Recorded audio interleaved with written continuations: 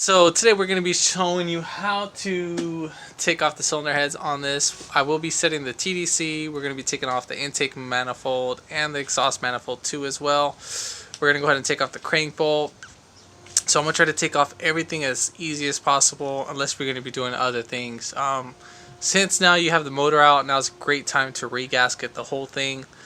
There are some other things that are leaking on this that I'm going to be taking care of. I'm probably not going to show that in the video, but I might show it, but it's just going to be a fast forward type of thing.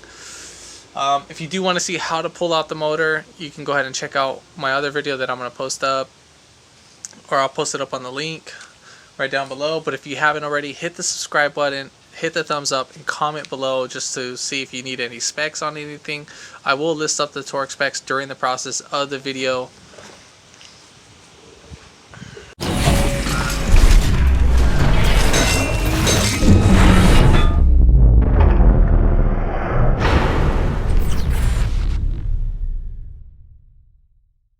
Pretty much for this job, we're just going to be needing 10s, 12, and 14 pretty much for every bolt that's going to be on here. There's going to be some other bolts that might be bigger, but that's going to be the crank. I think that's a 22. So first thing what we're going to go ahead and do is just take off this intake. We're going to try to detach the wires from it, any little hoses, and we're going to take off the base. Don't try to take off this, the upper plenum one, unless if you're going to be replacing the plenum gasket. So we're going to be taking off, there's going to be 8 total 12 millimeter bolts. So these are going to be pretty much the same on the other side. So you're going to have 1, 2, 3, and then 4 right there. So we'll take off those 4 12s. And then for this one, you can actually kind of get away. Yeah, you can actually get away with leaving on the intercooler, or I meant the reservoir tank. And then basically it's just going to be the same for those 2 bolts. You're going to need a little swivel socket, and then you're going to have one right here. Now for this, we're going to need to move these hoses, so we're going to have to break this hose clamp. If you can just pull right here, crimp it, and then so if you can. So for this hose clamp, what you're going to basically do is just pull right here, push with the hose like a pliers, and then push this back, because you can see how it's kind of in-grooved right there with that little lip. And if you damage this, no worries. You can go ahead and replace that with the hose clamp. And then this one, obviously it's not going to be hose clamped in. So pretty much we'll go ahead and start off with that.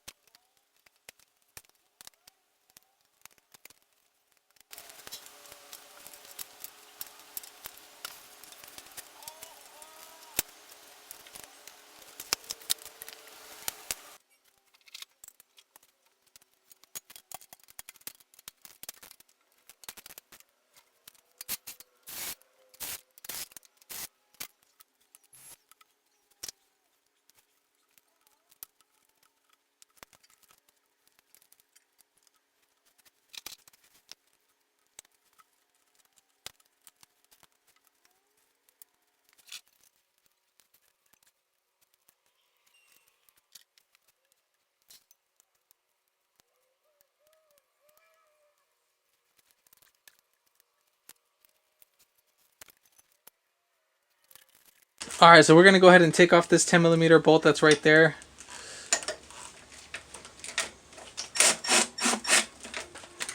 And then we'll pry it right back with a flathead screwdriver. At this point, you can take off the turbo. Yeah, I think I'm just gonna go ahead and take off the turbo. You don't want to disconnect it from right here. You want to disconnect it from this little mating point. So I'll tell you the size in a few. Then right here, we're gonna go ahead and take off this vacuum, the T. So we're gonna go ahead and disconnect that.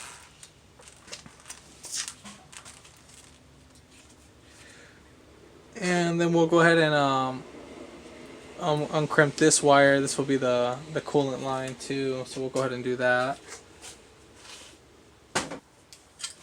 So this is going to be a 17mm, or you could use an adjustable wrench, one to lock it down and then the other one to loosen it.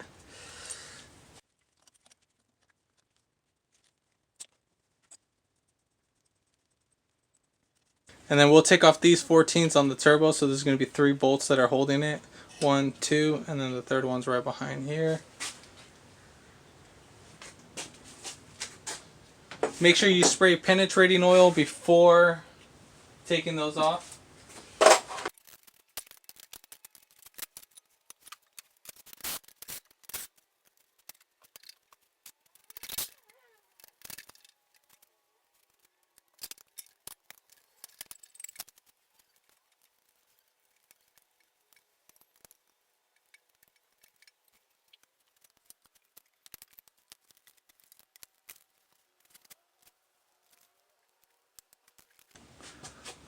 So when pulling off the intake, this PCV hose, you need to flip it. So it's going to be facing down. So what you need to do is flip it up. So just spin it. Again, you don't want to force it. So make sure that it's the back piece where this hose connects to is that it's spinning nice and freely. And then that it's facing up. So we can remove the intake. And then you're going to kind of just move it away from the intake tube and just kind of feed it right down. Remember, you don't want to force this. Just want to be as gentle as possible.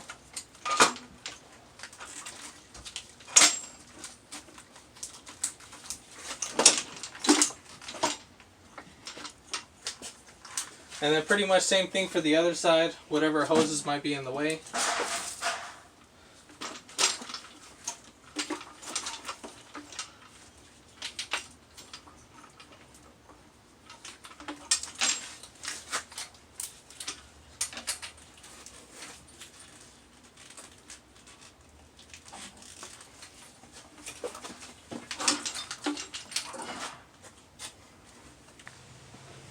So now we're going to be taking off the exhaust bolts. Make sure that you penetrate this with PB Blaster prior before taking this one off. So we're going to take off the covers right here. So it's going to be 1, 2, 3. 1, 2, 3, 4 bolts that are holding the cover for the top one.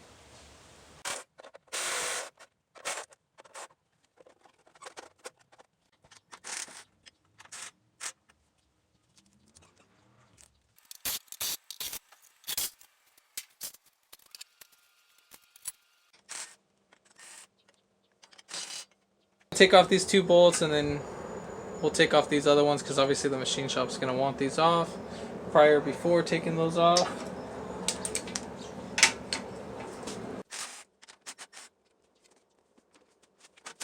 So when dropping down the exhaust, I went to the front and just kind of grabbed it, wiggled it, and it fell right down.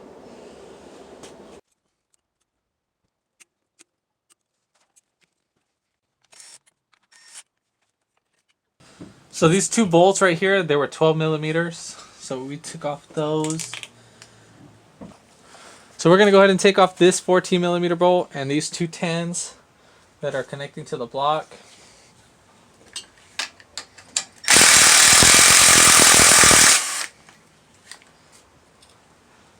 And then we'll take off this 14 too as well. No, we're not going to take it off all the way. We're just going to loosen it. And then we'll take off these 2 10s as well. It'll make it easier for the install.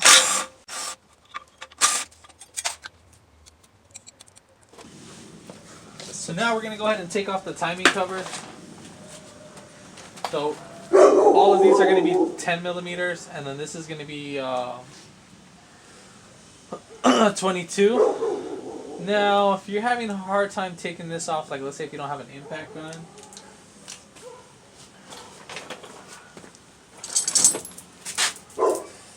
what you can do, you can use these channel lock pliers to take this off. So you, the part, I got these from AutoZone. The part number is 77519. Those work out pretty great. Basically what you're going to go ahead and do, kind of lock these right in.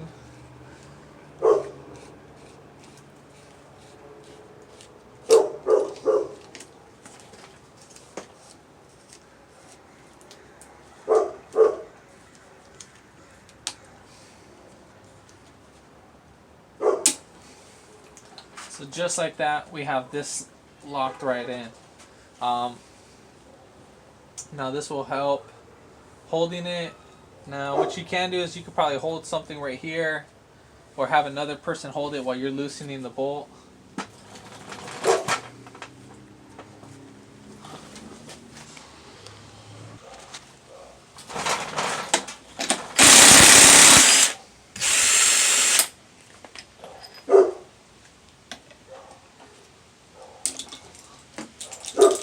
But let's just say if you didn't have an impact gun, again, you can use this with the breaker bar.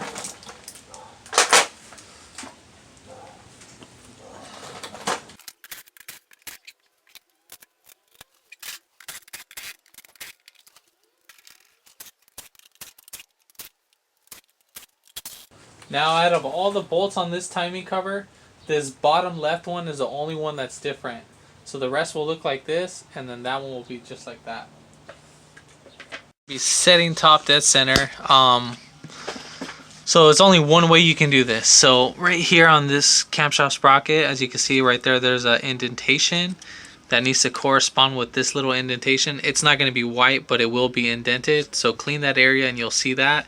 We're going to make our own marks. So I'll go ahead and show you that just in a little bit.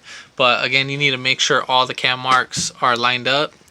Now for the top piece of the cam, make sure that there's one notch and not 2 notches. Both single notches or double notches need to be corresponding with each camshaft sprocket, as you can see right there.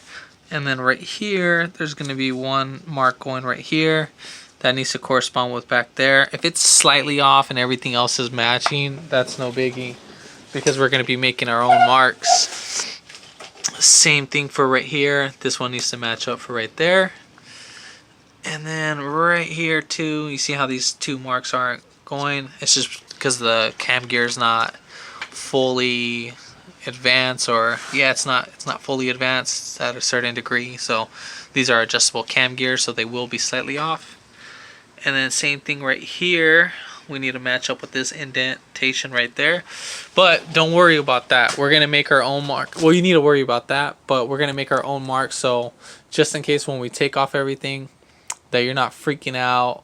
I'll be like, oh, like, is this right? Like, your own marks are going to tell you that everything is fine and that you're very comfortable with this timing belt when you're putting everything back together. Now, if you're putting in a new timing belt, I did a water pump replacement on the timing belt.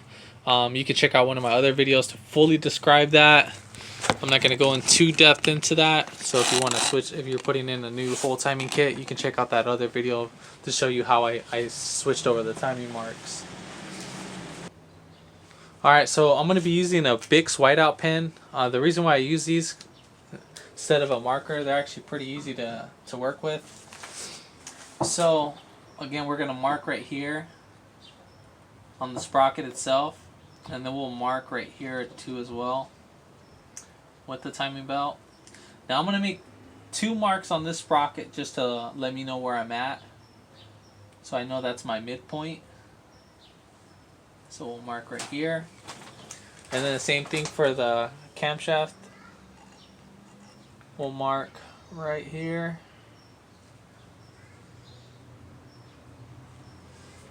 And then right here, we'll go ahead and line up the nearest marks. Right there. And then same thing for this guy.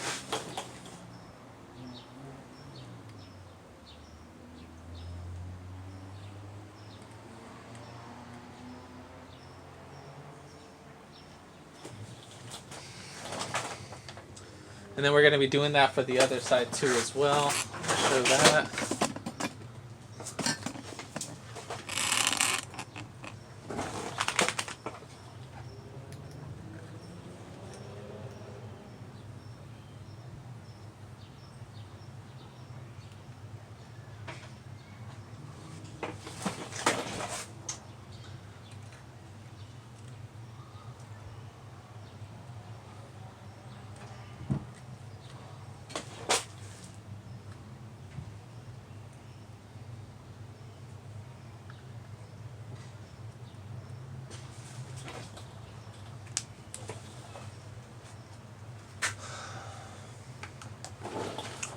Alright, so there we have it. Those are all lined up.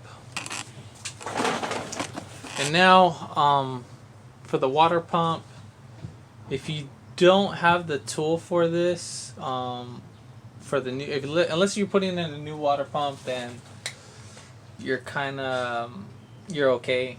But if you're going to be reusing this one, this, I believe, only has like less than 500 miles, so this is fairly new. We don't have no issues. So we're going to go ahead and save this. Now you can either take this off just like the way how it is, and then you can put it between a vice grip and then slowly, I mean like slowly, you know, crimp it down. Or you can use some like a C-clamp, and then you can put the safety pin. But I'm going to go ahead and do it while it's in here. I'm going to try to see if I can do this. Will be my first time to do it while it's on the car, so I can put the safety pin. So hopefully it works. If not, I'll go ahead and do it off the car with the C-clamp, but let me see how this works out.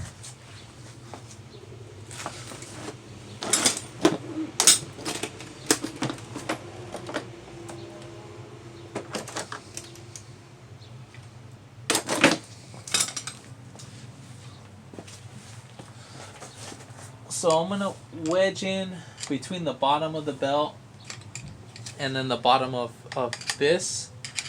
So I'll show that more in depth. So right there, that's where I'm going to wedge in between so that you can see that. And then I'm just going to lift up as much as I can.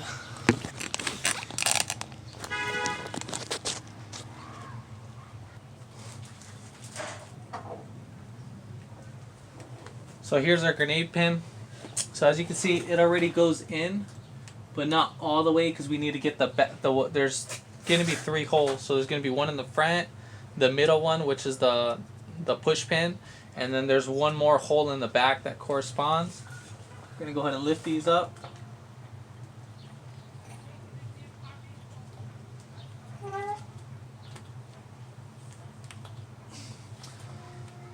Alright, so we got that in. That's good to go. So now we'll just take off this tensioner, and then we can take off the belt. So when you take off this tensioner, keep in mind that this gear is going to be spinning around. Before I want to take that off, I want to loosen these guys up so I can have the cam gears off, because again, we're sending this to the shop. I don't want the shop worrying about this. So we'll go ahead and loosen up these cam gears. This is going to be pretty much the same for both sides. So this one, and then so this will be the driver's side, and the same thing as the passenger side. I'm going to be very thorough on explanation on this so that you can understand and that there's no miscommunication on this part. So we'll go ahead and take off these 8mm or a Phillips screwdriver.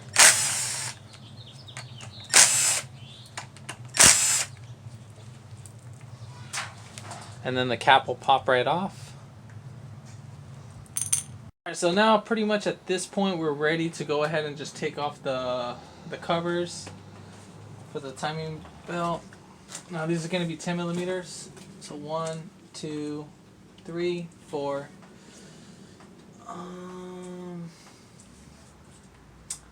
Shoot. Think you might. Yeah, we're going to have to take off this cam gear just to get this bolt off. And then this one's going to be a 14 millimeter.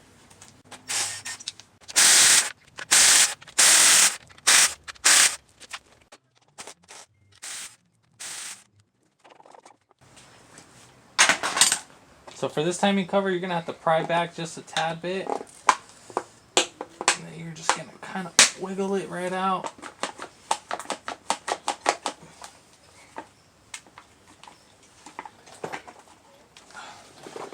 At this point, we're going to have to remove the dipstick. That's a 10 millimeter for this piece right here. So I'll just follow that bracket.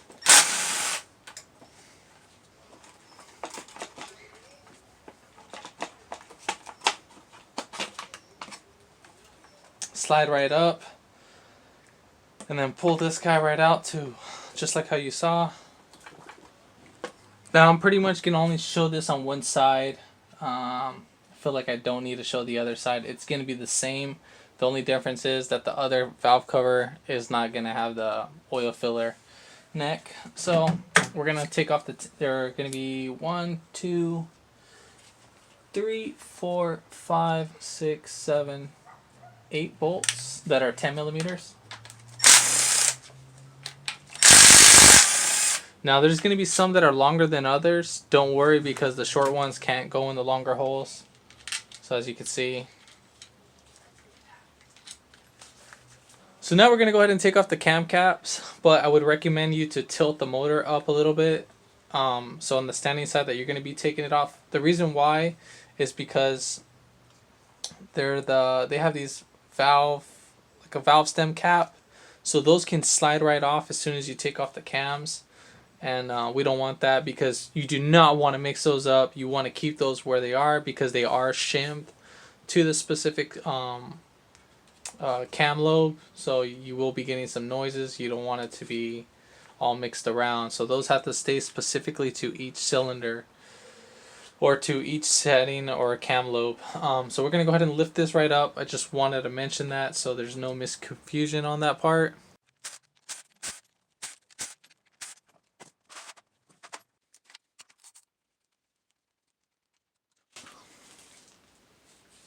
Now there's 2 copper washers. You can either reuse these, but I wouldn't take the chance. I'd recommend buying new ones. So we're going to go ahead and buy new ones.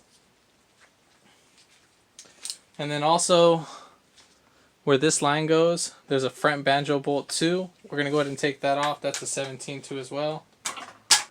And so for the banjo bolt on the side, this is what kind of makes some issues with the motor. Now these guys will get clogged. They have a little screen right in there. I don't know if you can see that. Yeah, you can see that. So there's that little screen that's right in there. So you can either pop these off, the screens, but if you pop that off, you run the risk of running debris inside your cam gear, and then which would cause it to actuate wrong. So you can buy these. I believe they're about $9 or $12 a piece. You can get those online.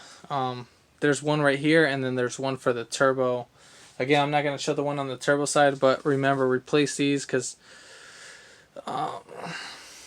you'll be coming along. You'll be coming back pretty shortly after you be doing this.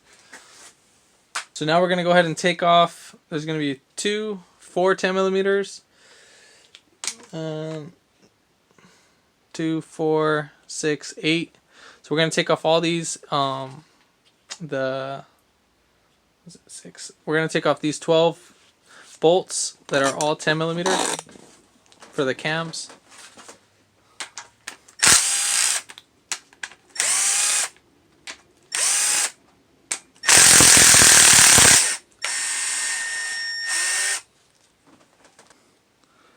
Also, make sure that you don't mix the caps. Make sure you keep them to their specific cylinder.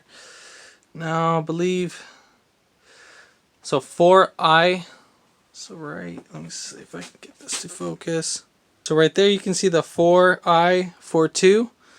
Now right here is going to be like 4E, 429. So the E means it's for exhaust, and then the I means it's for intake. So the top one will be the I, and then the bottom will be the E. So make sure that you don't get those mixed up. Make sure that the arrows are pointing in the same way. So when you take this from the machine shop, make sure you inspect this thoroughly, because I've had this happen where they were mixed up. So again, you want to double check those, that the arrow is pointing in the right direction. If not, then double check with your builder.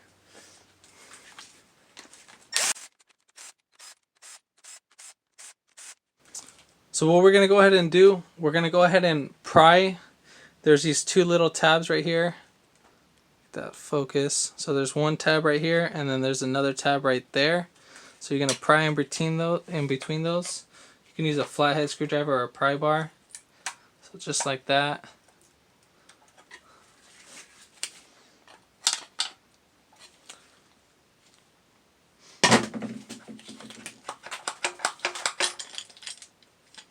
Make sure you try to keep all the bolts the same. And then the same thing for the cams. You can't mix these up. Obviously, it's pretty much common sense. And these should slide right out. So just wiggle these back and forth. Now the exhaust is only going to have 2 holes, and then obviously the intake is going to have multiple.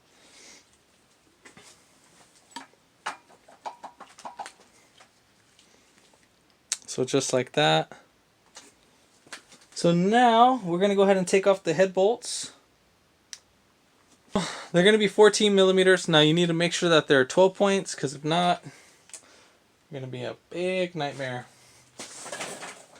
So what we're going to go ahead and do, we're going to loosen up one at a time. So start from the middle and then work your way. So start top, bottom, bottom right, top left, top right, and then bottom left.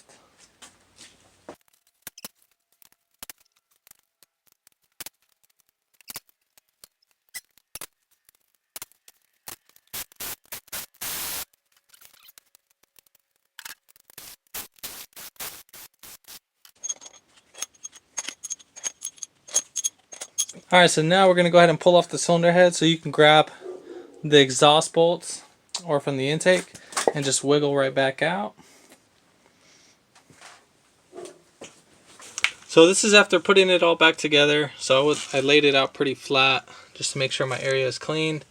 And then we're going to have to make sure you give it complete to the machine shop, because again, they need a shim and check the clearance for that. So we'll go ahead and send that away. And then once we get everything back, we'll be ready for the install.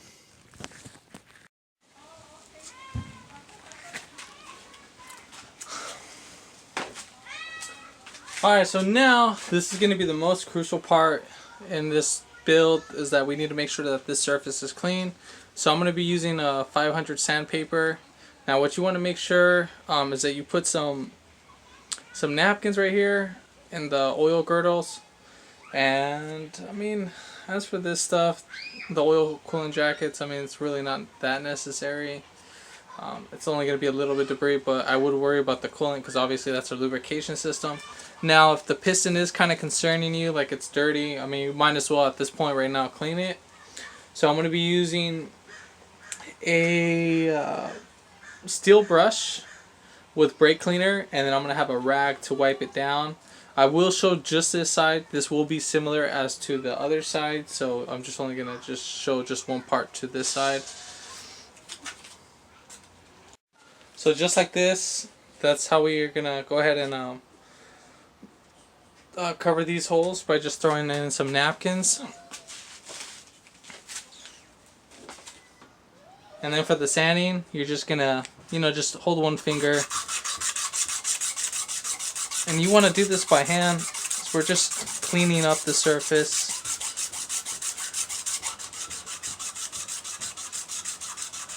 Now make sure that you're not scratching the walls.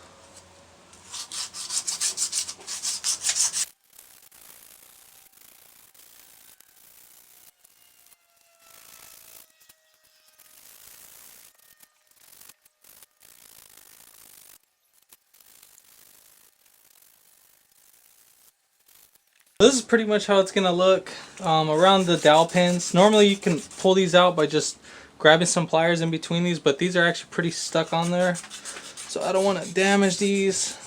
So we can just clean right around them. So make sure that you clean around the oil jackets, so just in case.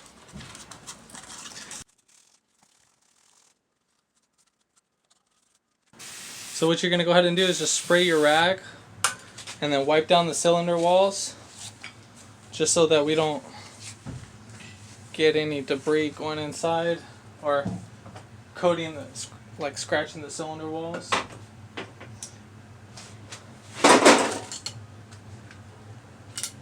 Then we're going to go ahead and rotate the crank. Don't worry about the timing because we'll go ahead and set that back. So we're going to clean this cylinder first. So what you're going to go ahead and do is just spray it with some brake cleaner and then go over with the wire brush.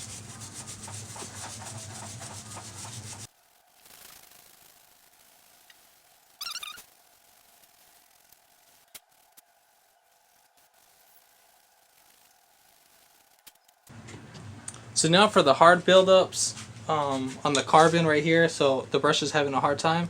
So what we're going to go ahead and do is just scrape it right off with the blade. Some might be pretty difficult to scrape off.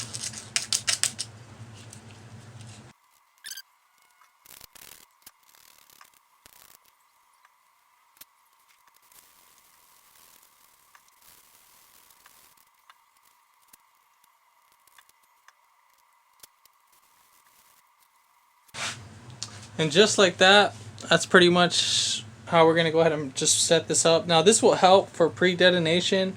Obviously all that carbon buildup, it's going to be pretty hard to get out with, you know, the fuel system cleaner. So this will be the most efficient way to get this cleaned up since we're here. As you can see, there's a huge difference from the piston and that.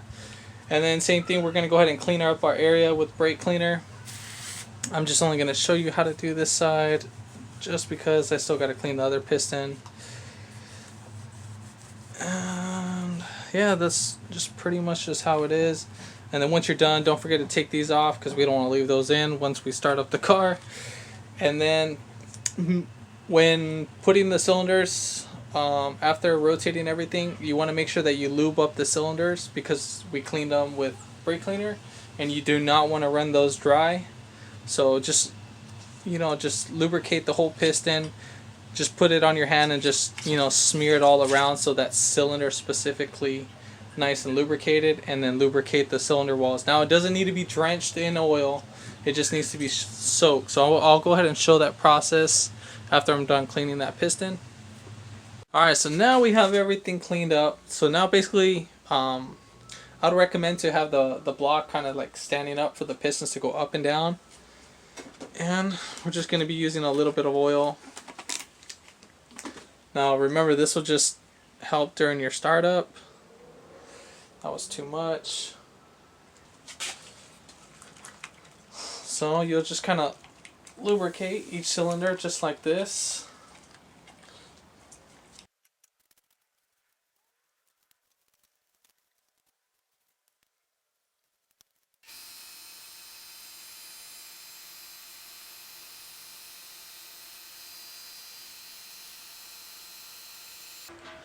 Alright, so after you're done spinning it around, make sure you check it, make sure there's no debris inside the cylinder walls.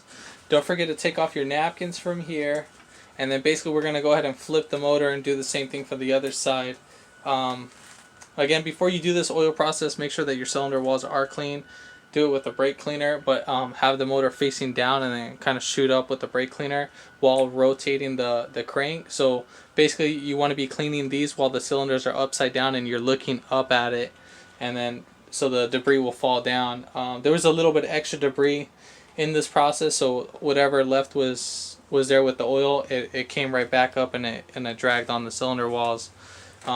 Again, you want to make sure this is the most crucial part into cleaning all this, because you don't want to have a dry start, or you don't want to start this up with a whole bunch of dirt inside the sidewalls of the cylinder and score the cylinders.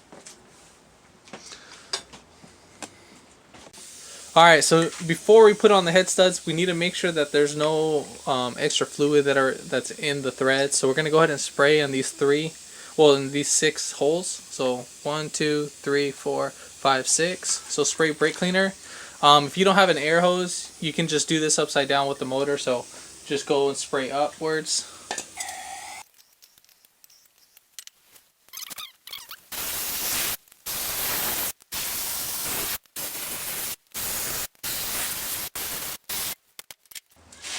And then we're going to go ahead and put on our gasket. Now you need to make sure that it says up, or on whatever side the oil passage is going to be, you need to make sure that these line up and that you don't put it backwards like this, because you can put it backwards even though it won't match up.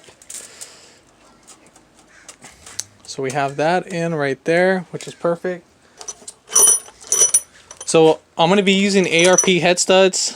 Now you're going to need to go by the factory specs if you're going to be using the OEM style. I believe you got to torque it like 25 foot-pounds or 30 foot-pounds, and then torque 90 degrees, and then torque like 180 degrees back, and then retorque another like 90 degrees, 2 sets of 90 degrees. It's something like that. It's a weird little step pattern, but this one is going to be 30, 60, and 90 for the passages. I will show that. So first you're going to put these in by hand, so make sure that the threads are clean of no debris.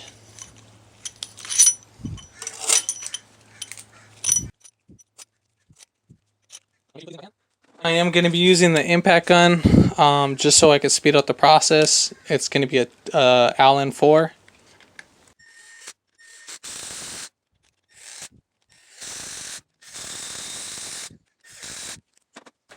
So since I hit this with the impact gun, I know they all bottomed out, but so I'm going to back off just the hairline, not too much, just about 180 of a turn.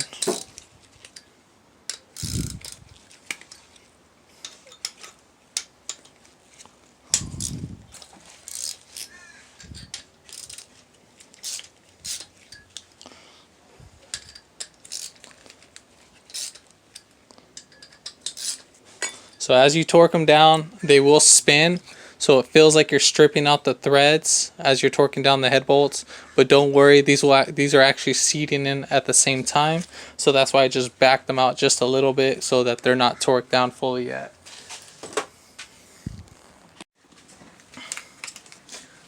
Alright, so we're going to go ahead and put on the cylinder head. Again, make sure that the bottom of the surface is cleaned.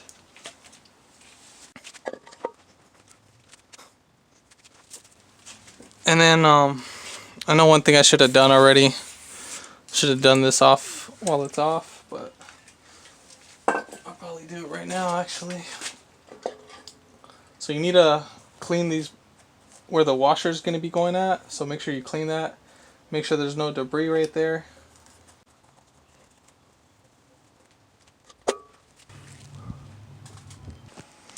Alright, so now that we have the cylinder head in, so we need to make sure that the cylinder head's fully seated. So we're just going to tap on it.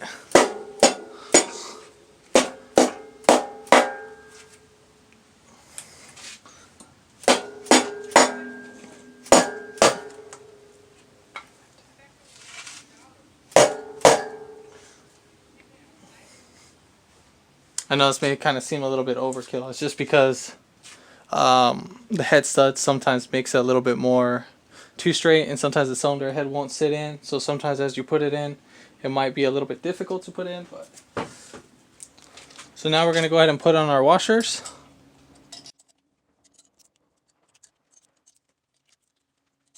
So make sure you lubricate this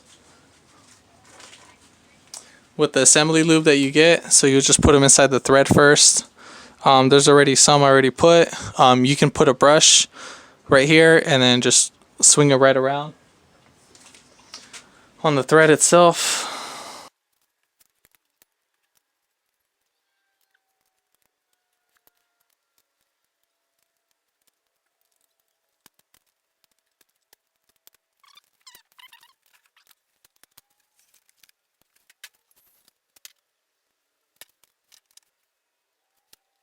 So For this, the head bolts is going to be a 9/16. Make sure it's 12 point.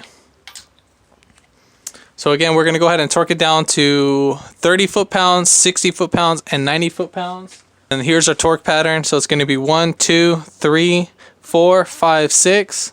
So 1, 2, 3, 4, 5, 6. That's how we're going to torque it down. Totally spaced out that I forgot I wasn't recording, but this cylinder head's pretty much torqued down. So now what we're going to go ahead and do is we're going to apply assembly lube. You can either do assembly lube or you can put oil. I'm just going to do assembly lube so it just sticks better. Alright, so here's our assembly lube. You can get this at your auto parts store. I think that's about like $7, $8. So we'll go ahead and just apply, then coat.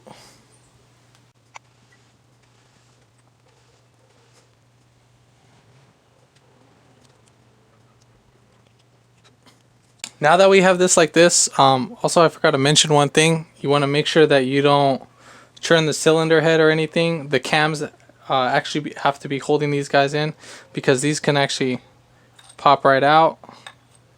And then you can have a pretty big headache, because these are specific to each cylinder.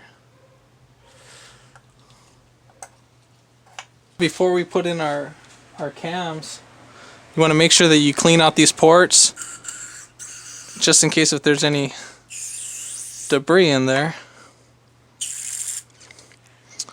Or you can either spray them from up top.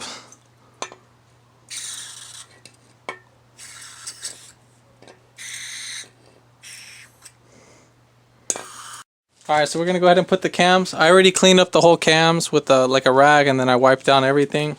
So this is going to be bone dry. But still, we want to make sure it's not completely dry. We're just kind of spin this around.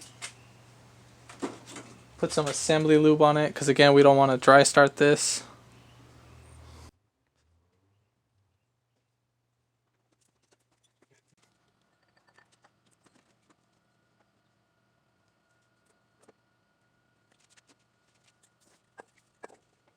Alright, so we're going to go ahead and put on our plate, our cam cap. So make sure that this surface is clean. I'm going to be using Toyota FIPG. You can actually stick with the Subaru. So I'm just going to put right here to right here. And then right here is the mating surface, and the same thing for the outskirts.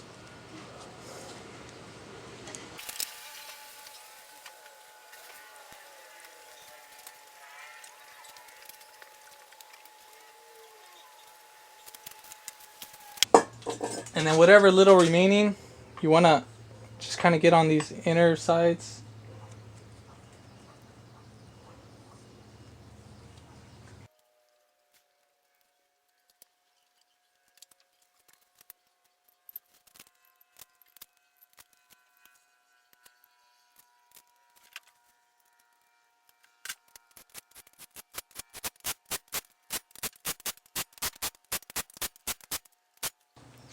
Alright, so we're pretty much good to go for this part.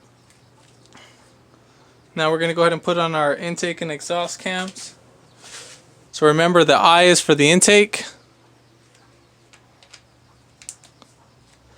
And then the E, right there, the second letter says E. That's going to be for the exhaust. Alright, so now we're about to put on our valve cover gasket.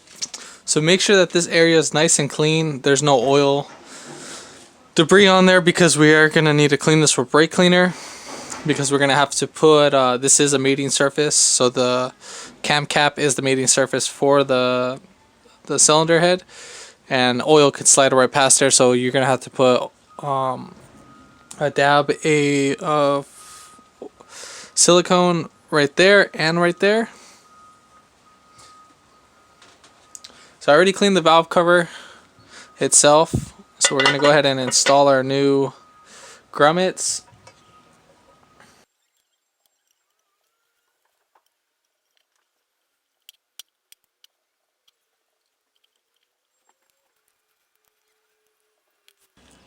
So make sure that this is fully seated down before installation.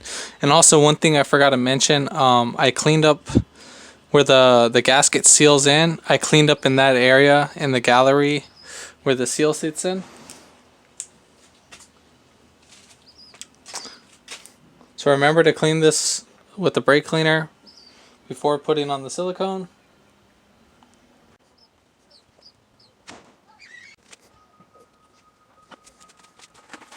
Now there are a few different sizes. Now remember, the longer ones are going to be seated all the way, and the short ones should be seated like this. So let's say if the longer one was sitting right there, that's how high it would sit, so you know it wouldn't go right there. So you'll know which one, either the longer ones or the short ones, would go.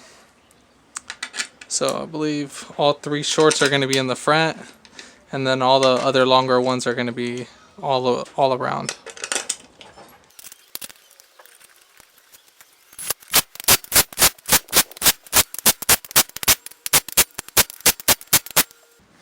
Alright, so now for the little miscellaneous stuff before we take those off. So right here for this will go to the turbo feed. So we're going to go ahead and take off this nut that's right here. It's going to be a 17 millimeter. Again, this is the bolt that it's going to be a banjo bolt.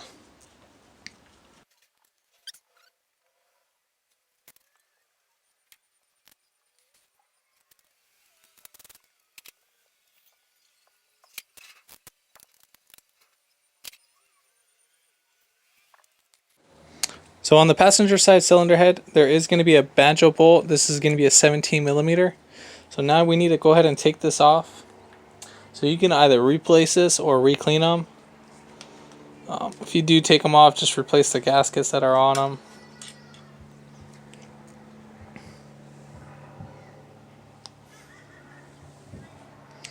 them. This one's actually pretty clogged, so good thing that we caught this right now, because this will actually be affecting the turbo actually later on down the road.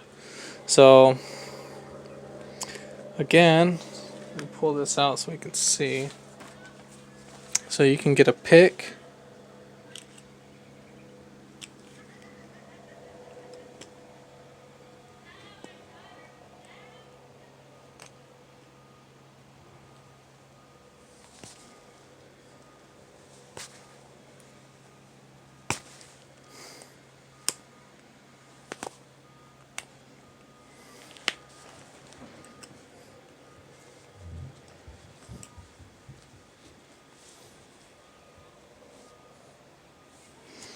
Well, it's stuck on there. It doesn't want to come out, but so I'm not able to get off the banjo bolt itself. It's pretty stuck on, I mean the screen itself, but I'm gonna go ahead and replace it. But yeah, it's pretty clogged. As you can see, there's a whole bunch of metal shavings in there. So we'll go ahead and clean that all up. Or we're gonna go ahead and replace it. I will get down the part numbers for those. So there's gonna be two. There's one in the front on the other oil control valve. That one's going to sit in front of the cylinder head. I'll just I will show you that one, where that one is later on down the road. Just this one's just for this specific turbo, so we don't damage anything. And it's always good to clean through the lines with the brake cleaner, just to prevent any debris. Just take a good habit of that. So I'm going to go ahead and take these guys off, clean through the lines with brake cleaner. Same thing for this banjo line. You got one 10 millimeter.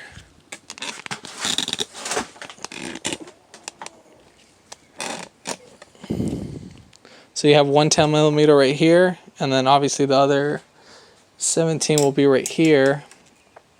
And then I'm gonna take this guy off. This might not come off because of the coolant bypass is actually in the way to take this off, but I mean either way I'm still gonna have a rag, so you don't need to fully take it off. Just don't forget to replace the banjo bolt gaskets. Alright, so we're gonna go ahead and install these the banjo bolts with the screen. There's the part number for it, and then make sure you get the O-rings for it. That's the part number for the O-rings.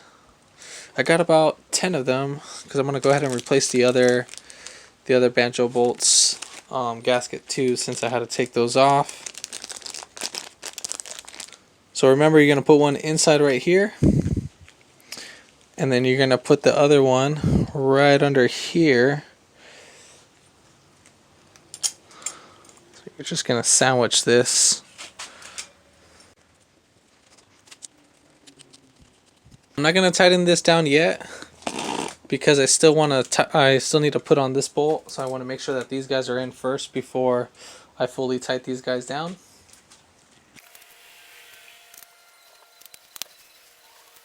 And then don't forget to put on your cam sensor. We're going to go ahead and clean this area, and then you just lube up the O-ring.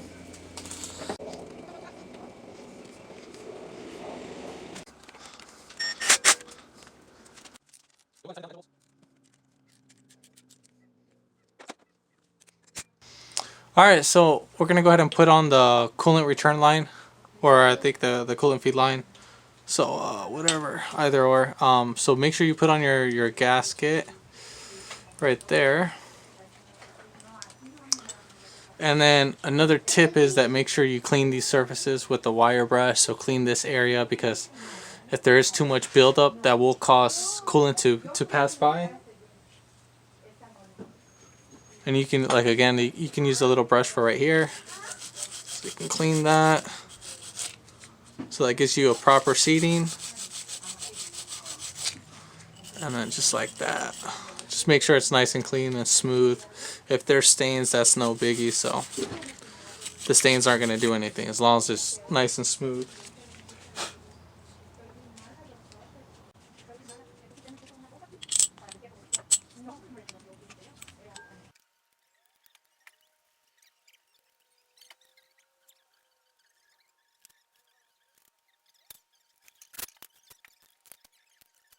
So now we're going to go ahead and put back on our gasket and our EGR piping. So make sure that both surfaces are clean. We can actually reuse these gaskets. These are no problem because they're still good. So we'll go ahead and put these on. The bigger piece is going to go towards the EGR itself, and then this will go towards the cylinder head. So I have the gasket right here. We'll go ahead and thread this one in by hand first.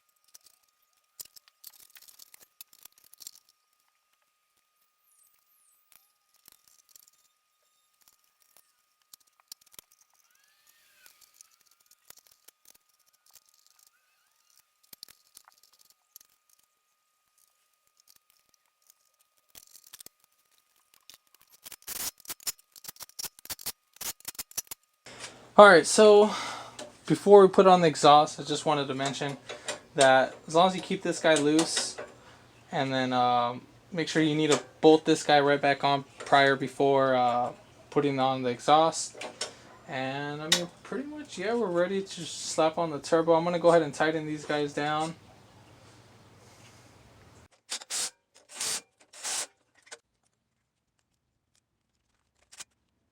Alright, so we're going to go ahead and put our other banjo bolts and stuff. So here's the filter. So the banjo bolt with the screen is going to go right exactly there. Now this doesn't really matter which way it goes because it's going to either go the same way. So we'll go ahead and put these guys right on.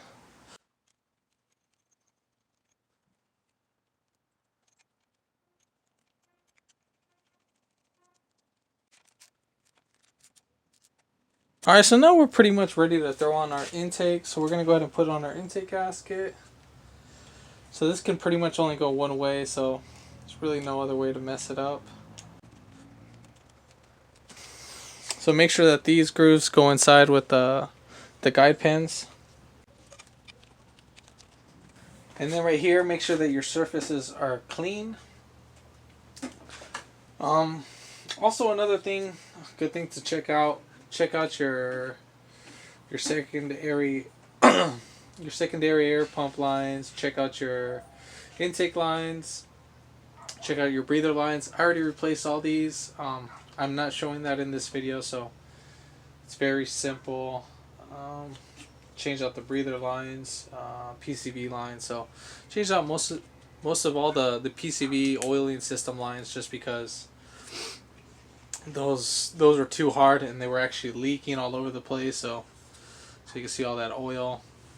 But yeah, we'll just keep it as that. But now we're ready to go ahead and slap this on.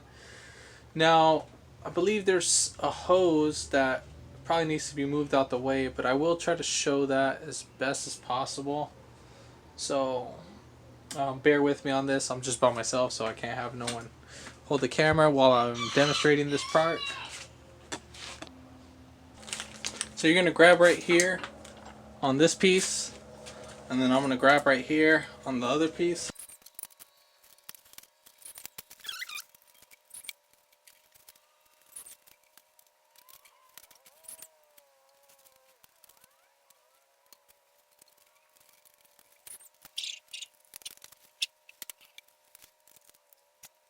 You want to go ahead and thread in all the bolts in by hand.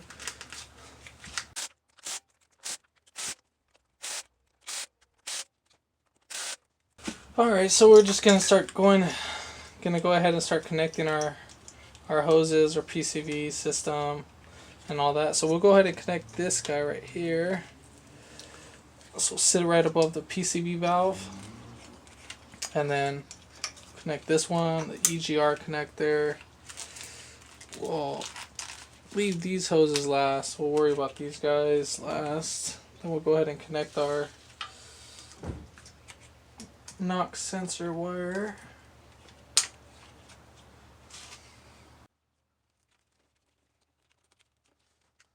Then we're going to connect our PCV.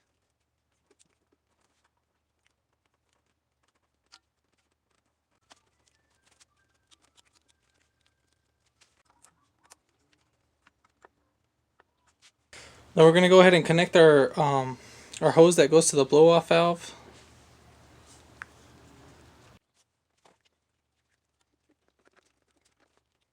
We're just going to have it sit right here on top of this guy, and then we'll worry about this later. Again, this will go to the blow off valve. Then we're going to go ahead and connect our throttle body coolant lines. Connect that one, and then this one right below.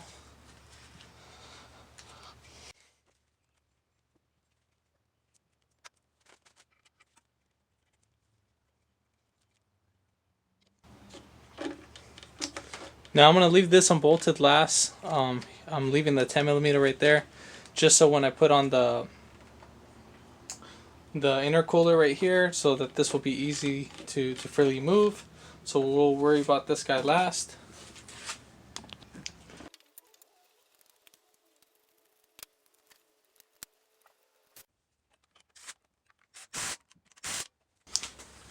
Then we're going to go ahead and connect our camshaft sensor connector. Then we'll go ahead and connect EGR pump.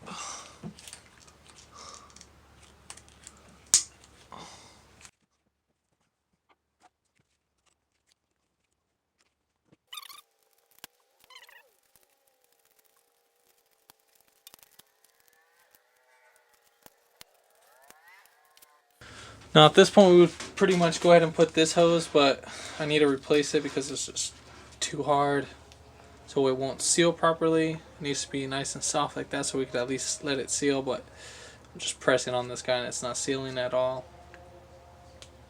And it does have some cracks, so again I would recommend to replace those if those do have cracks, because that could cause you down like some vacuum leaks down the road, and you don't want to be chasing those then. You'd rather knock them out right now.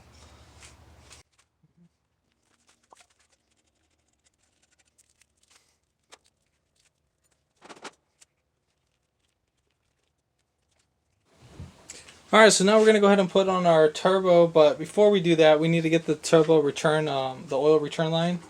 So we need to sit that in first, because we're just going to have a little bit difficult time installing this.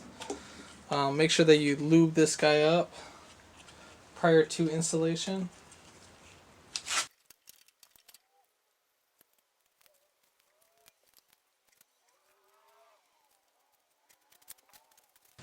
So we're gonna go ahead and try to slide in the intake side first, and then while putting in the return oil line in at the same time.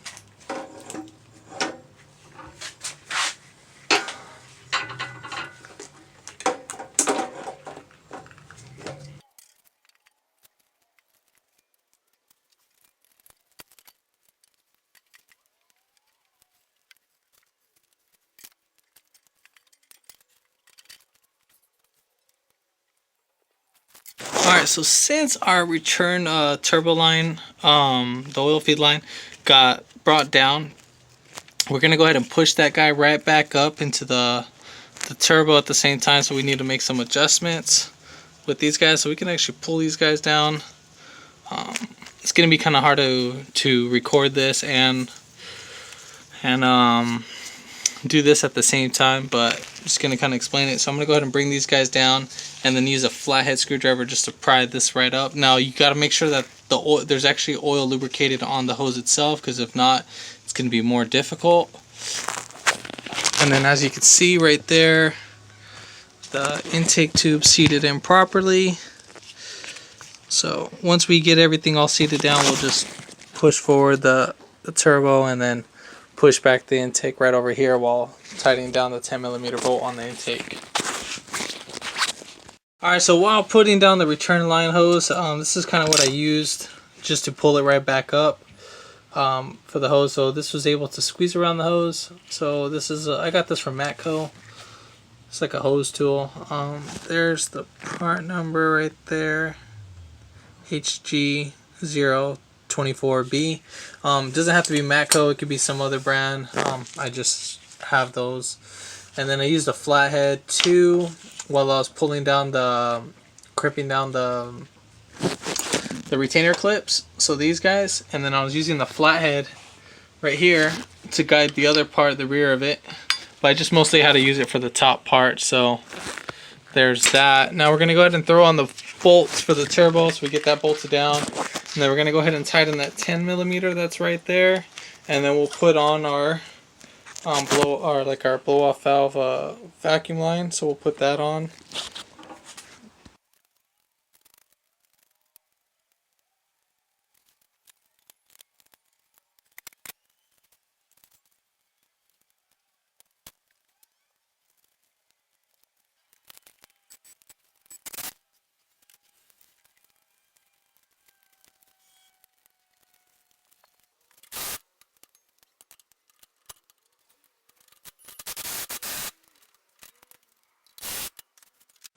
Alright, so now we're going to go ahead and put on our camshaft seals. So now make sure the one with the bigger hole is going to be going on the top, and the one with the solid piece is going to go on the exhaust cam. So intake cam seal and exhaust cam seal. Now what I would do is I'll lubricate it with oil on the inner seal, just like that, so it's nice and lubricated, so we don't damage anything and that we don't run this dry. And the same thing for the other one, and you're going to do that for the other two as well. I'm only just going to show this side just because it's the most important one. So now you can either just put these in just like that, but I like to do as a little reinsurance. I'm going to use Indian head gasket shellac compound. This actually works pretty great. I always use this when putting in camshaft seals, so it just slides right in nice and smooth. So every time when you pull this out, try to pull it a little bit to the left, closer to the edge as you're going to put pressure, and then just go back and forth and then wiggle it out. If not, it's usually going to pull out the fluid. So make sure that this surface area is cleaned with brake cleaner, and then the same thing for on the camshaft where it's going to be mating onto. So we'll just go ahead and run a thin coat of this.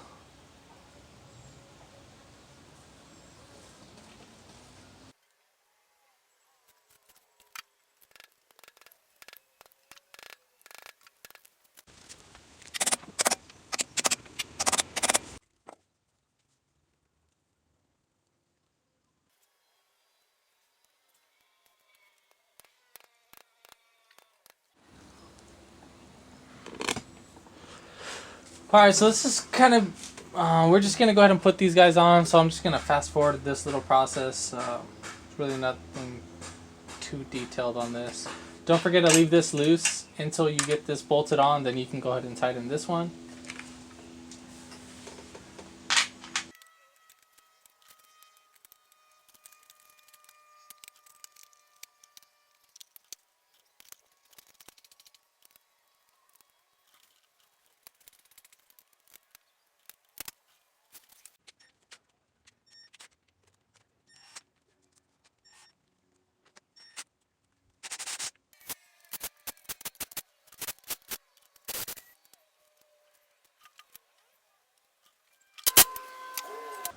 Alright, so we are ready to put back on our camshaft sprockets.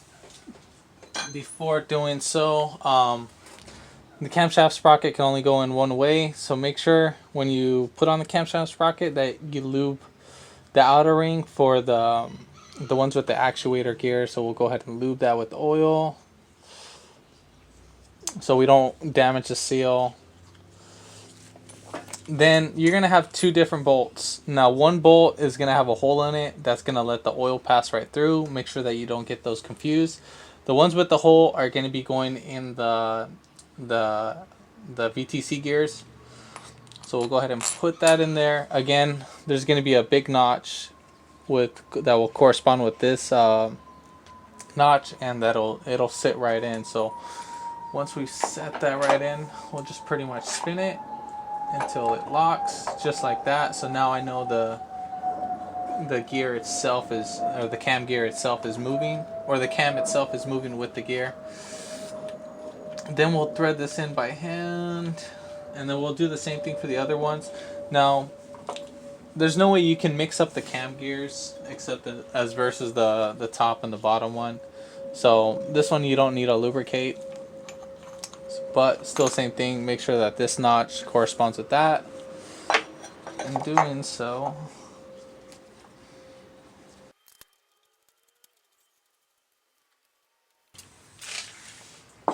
now if your cam gears are dirty, just go ahead and clean these right up. And the same thing for the other cam gear. Make sure that it's lubed up.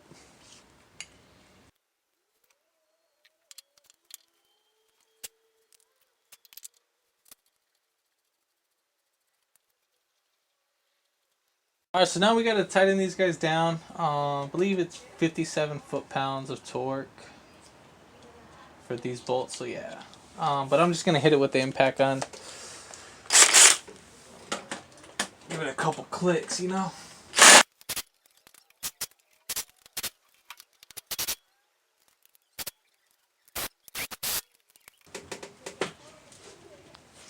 Okay, now that we got these guys on, we can go ahead and put on our cam caps. This will either be an 8mm or a Phillips screwdriver.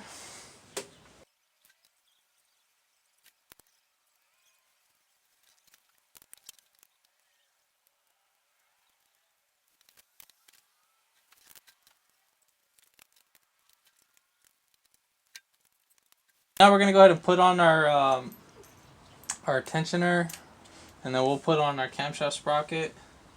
We'll leave this sprocket on last.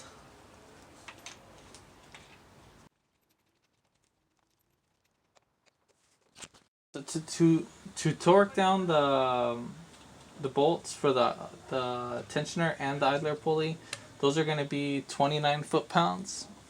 Now, even though this one says 29 foot-pounds, I didn't do this one at 29 foot-pounds. This one I did at 25. I felt like I was stripping out the threads on it. So that one, I believe, yeah, I torqued that one to 22 foot-pounds. So just in case, if you wanted that torque spec. But don't go by my words. So I'm just going by my experience on it, where I don't want it to strip. So again, I'm hitting this one off at 29.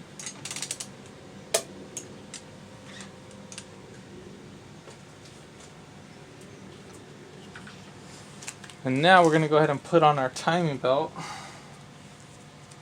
So we made our 2 notches to be here at the camshaft sprocket.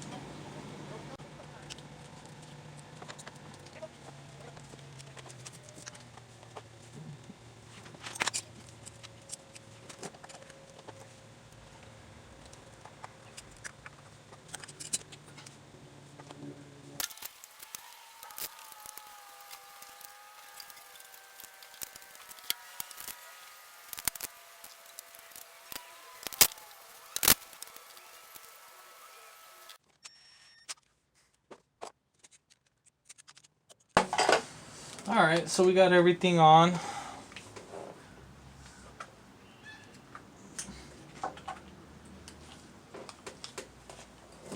Everything's all aligned and good to go. So I don't know if we saw that, probably camera moved, but again, the way how I moved this camshaft sprocket is that I got some pliers right here, and I was able to hold this.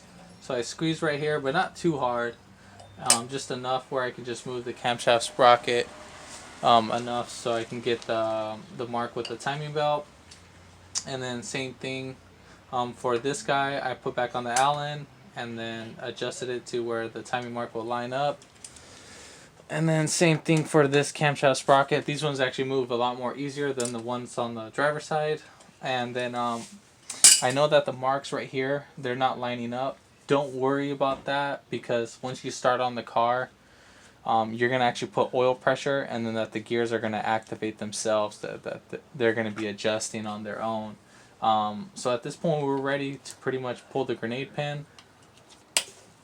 You're going to go ahead and pull that. Alright, so now we're going to go ahead and rotate everything and make sure that everything lines up, and we're going to put we're going to pull the tension, make sure that there's no slack inside the belt. So first we're going to kind of go clockwise a little bit, and then we're going to kind of do a little counterclockwise. Again, that's just trying to put all the slack out before spinning it all the way. Just check. Make sure that your belt's nice and firm. So everything looks fine. So we're going to go ahead and rotate it.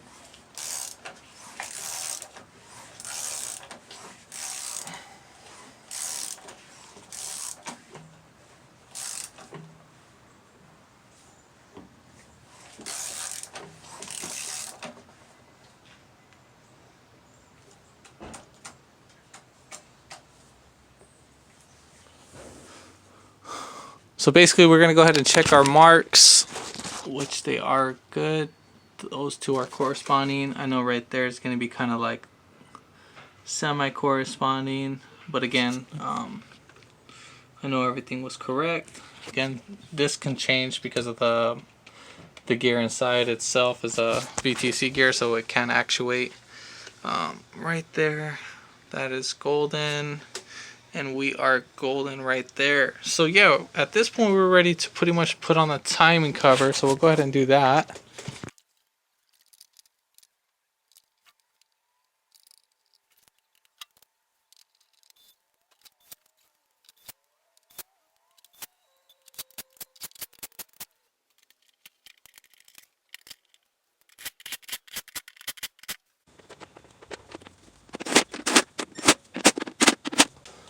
Alright, so we're going to go ahead and connect our camshaft sensor, and then our coolant temperature sensor. What else? And then I believe this is our cooling fan switch, so we'll go ahead and connect that.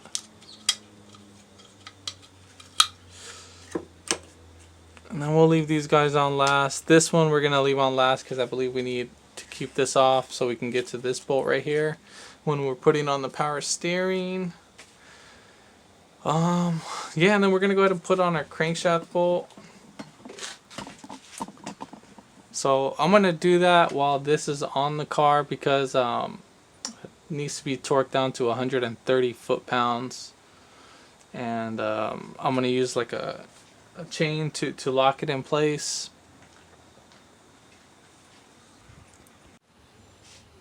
Alright, so now we're going to be go ahead and installing the spark plugs and the ignition coils. It's pretty much going to be the same thing for the other side. The only thing that's going to be different is that the smog pump hose connector is going to be right over on the other side. So these are the ones that I got because these are the ones that came off the car. So I just ran off by the part number itself. So if you need this part number, there they are. SIL FR6A is an apple, and then or the part number can be 7913. You can get this at your local auto parts store. I believe they're about $12 a piece. And that the tool that you're going to be using is going to be a 5/8, obviously.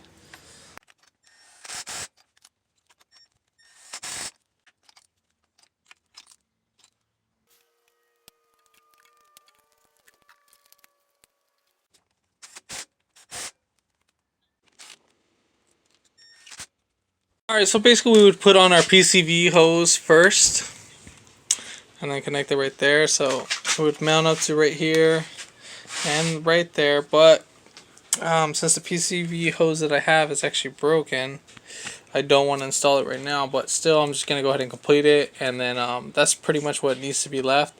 So after you get the PCV hose, you're going to go ahead and put on the coolant reservoir tank, the expansion, or the coolant reservoir tank, connect this hose to it, and yeah, we'll just go ahead and proceed to the other side at that point.